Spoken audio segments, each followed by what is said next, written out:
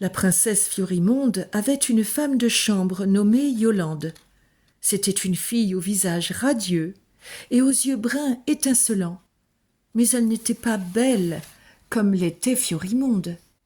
Elle n'aimait pas sa maîtresse car elle avait peur d'elle, soupçonnant la noirceur de ses agissements et la cruauté de son cœur. Quand elle déshabilla la princesse ce soir-là, elle remarqua la chaîne en or et la perle brillante qui l'ornait. Et pendant qu'elle lui peignait les cheveux, elle aperçut dans le miroir la façon qu'avait Fiorimonde de sourire et de regarder avec tendresse la chaîne, caressant encore et encore la perle entre ses doigts. « C'est une très belle perle que votre Altesse a là, » dit Yolande en regardant son reflet dans le miroir. « Ce doit être un présent du roi Pierrot. »« C'est tout à fait ça, ma petite Yolande, » s'écria-t-elle en riant. « Et c'est même le plus beau cadeau qu'il aurait pu me faire. Mais je trouve qu'une perle seule est disgracieuse. J'espère bientôt en avoir une autre, puis une autre, et encore une autre, toutes aussi belles que celle-ci. » Et Yolande, secouant la tête, se dit à elle-même : « Cela n'augure rien de bon. » Le matin suivant, tout était prêt pour le mariage. La princesse, parée d'un long voile de dentelle blanche, était vêtue de satin blanc brodé de perles et portait une couronne de mariée. Elle était debout au milieu des femmes de la cour, revêtues de leurs plus beaux atours, qui toutes disaient qu'on n'avait jamais vu de mariée aussi belle. Mais, au moment où elle s'apprêtait à rejoindre les invités de la noce, un messager arriva précipitamment pour avertir la princesse que son père, perplexe, l'appelait à ses côtés. Alors que Fiorimonde, vêtue en mariée, pénétrait dans la pièce où il se tenait seul, il s'exclama : « Ma fille, que faire ? Le roi Pierrot est introuvable. Je crains qu'il ait été enlevé par des bandits et assassiné sournoisement pour ses riches habits ou abandonné dans les montagnes pour y mourir de faim. Mes soldats sont à sa recherche et nous aurons de ses nouvelles avant que le jour ne s'achève. Mais s'il n'y a pas de mari, il ne peut y avoir de mariée. »« Alors, remettons la noce, mon père, » s'écria la princesse. « Et demain, nous saurons si nous devons nous habiller pour un mariage ou pour un enterrement. »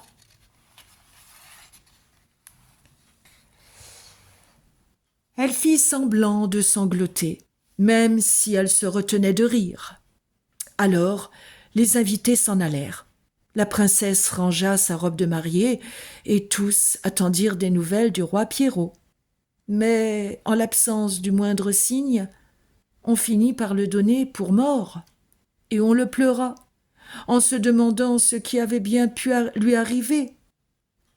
La princesse Fiorimonde mit une robe noire et demanda à s'isoler un mois durant, afin de pleurer le roi Pierrot.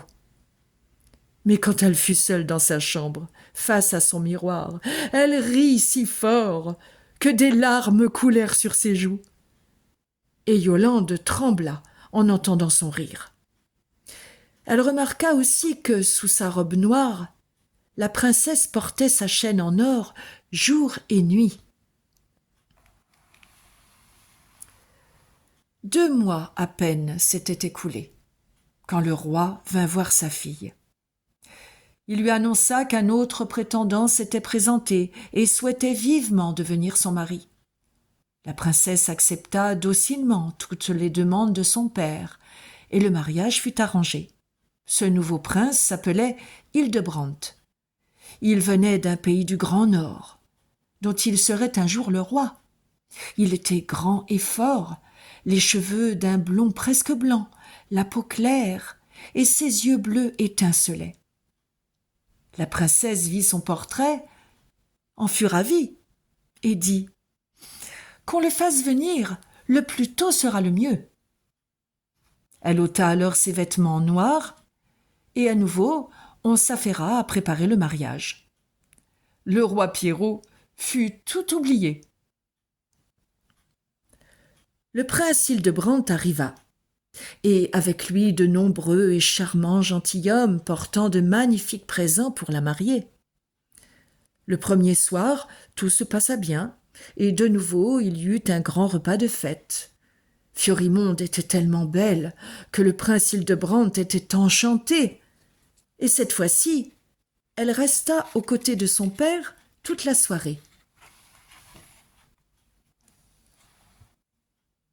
Au lever du jour, alors que tout le monde dormait encore, la princesse se leva et s'habilla d'une simple robe blanche, brossa ses longs cheveux sur ses épaules et descendit sans bruit les escaliers qui menaient au jardin du palais.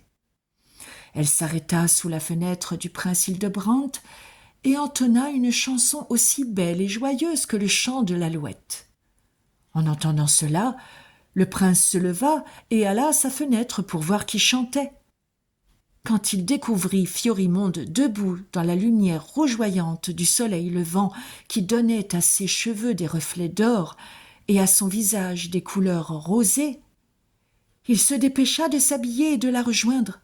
« Ma princesse !» s'écria-t-il en la retrouvant dans le jardin. « Quelle joie de vous rencontrer ici si tôt ! Dites-moi, pourquoi sortez-vous à l'aube pour chanter seule ? » « Je viens contempler les couleurs du ciel, rouge, bleu et or, » répondit la princesse. « Regardez, on ne les voit nulle part ailleurs, sauf sur cette perle que je porte. »« Qu'est-ce que cette perle ? D'où vient-elle ? » demanda Hildebrandt. « Elle vient de l'autre côté de la mer et n'y retournera jamais, » répondit la princesse. Et à nouveau, ses yeux brillèrent d'une joie malicieuse, tandis qu'à grand-peine, elle tentait de réfréner son rire. « Passez cette chaîne au-dessus de mon cou et regardez-la de plus près. En avez-vous jamais vu une semblable ?» Hildebrandt tendit la main et saisit la chaîne. À peine l'eut-il serrée entre ses doigts qu'il disparut. Et une nouvelle perle vint aux côtés de la première orner la chaîne de Fiorimonde. Celle-ci était encore plus belle que la précédente. La princesse s'écria dans un rire profond et effrayant. « Oh, mon cher collier, comme tu deviens beau! Je crois que je t'aime plus que tout au monde. » Elle rentra doucement se coucher, sans que personne ne l'entende, et sombra dans un sommeil profond. Elle dormit, jusqu'à ce que Yolande vienne lui dire qu'il était temps de se lever et de s'habiller pour son mariage.